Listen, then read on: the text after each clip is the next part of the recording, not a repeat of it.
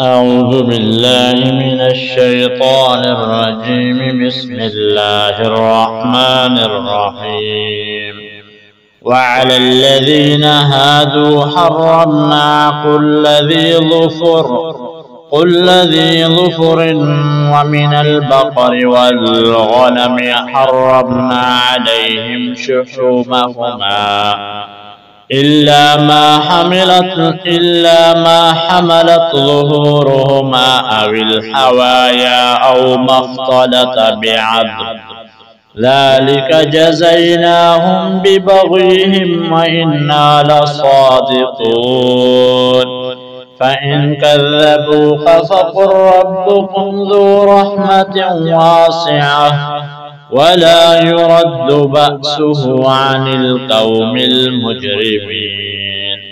سيقول الذين أشركوا لو شاء الله ما أشركنا ولا آباؤنا ولا حرمنا من شيء كذلك كذب الذين من قبلهم حتى ذاقوا بأسنا.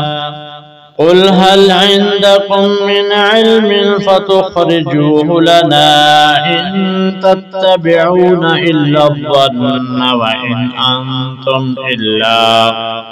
وإن أنتم إلا تخرصون. قل فلله الحجة البالغة ولو شاء لهداكم أجمعين.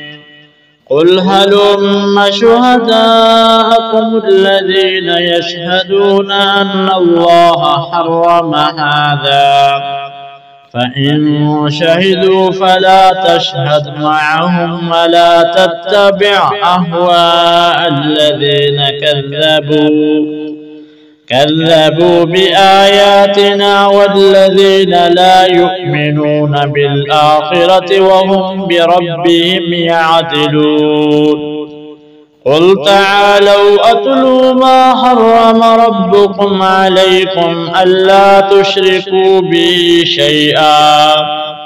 شيئا وبالوالدين إحسانا ولا تقتلوا أولادكم من إملاق، نحن نرزقكم وإياهم ولا تقربوا الفواحش ما ظهر منها وما بطن ولا تقتلوا النفس التي حرم الله إلا بالحق، ذلكم وصاكم به لعلكم تعقلون.